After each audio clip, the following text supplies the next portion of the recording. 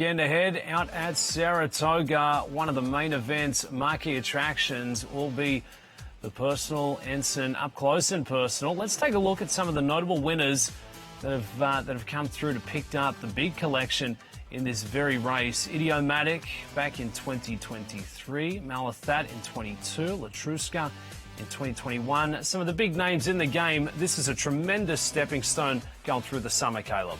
We do these lists sometimes of previous champions, and I gotta say, this list right here of the last decade plus, one of the more impressive lists you can put together. That is a who's who of distaffers, and of course we have the reigning horse of the year coming up with Torpedo Anna. Only that one hiccup with the bad trip on Oaks Day and the La Troyenne, but other than that, basically haven't beaten this horse. Speaking of not being beaten, Personal Ensign right here never lost the race. That was her distaff at Churchill to remain undefeated. Moxie in bunches, as you highlighted. Reigning horse of the year, Torpedo Anna, getting set to make her fifth start of 2025. It'll be the older females on Saturday, squaring off for this one. We'll also get to see last year's winner in Raging Sea. Tell you what, quality, tough on the betting side of things. Torpedo Anna, do you take the single, try and survive, or could there be a little chaos brewing in this year's running of the Personal Ensign, Caleb?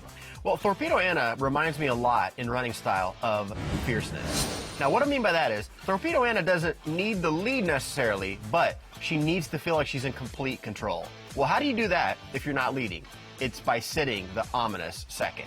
And look at this horse. Every race this year, sat second early, and in this race, you got it, sat second early. Now, in this race coming up, and by the way, one thing about Torpedo Anna, she ends the races turning for home.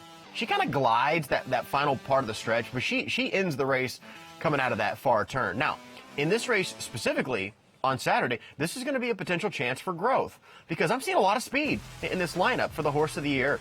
You got Randomized is fast, Dazzling moves quick, Darth Vader can jump out, the Five's a long shot. So this is a chance for her to kind of relinquish control of the race early. I see her actually sitting not second, maybe third or even fourth, and I think she can mount a little bit more of a rally from off the pace if she's willing to do it. It's an impeccable resume there. Brian Hernandez getting set to ride for trainer Kenny McPeak, horse of the year last year, taking the honours, ran fastest career buyer at Saratoga and 5 for 5 at the distance, but has been bested out by Raging Sea. Could have nightmares looking back to see Randomized from the inside as well. A lot of different directions to entertain if you get creative here, Caleb. Raging Sea, the 3, 5 to 1 on the morning line, gets the star flying Frenchman Flavion Prat back aboard.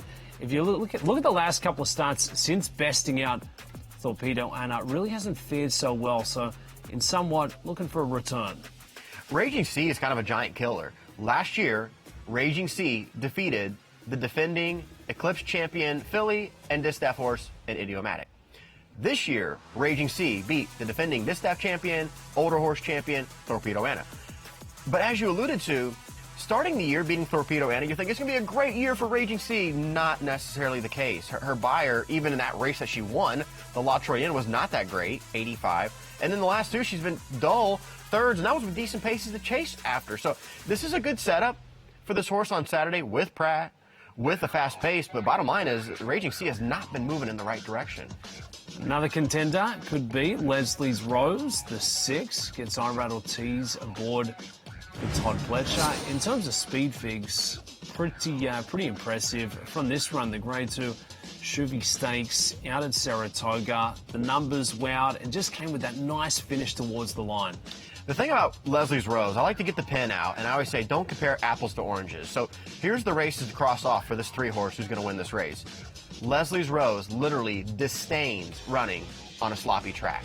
She's had 2 sloppy tracks, the Oaks last year and the Ogden Phillips. She finished dead last, and one time she didn't even finish the race. This horse will not run on a wet racetrack, but on a fast track, this horse is actually very consistent.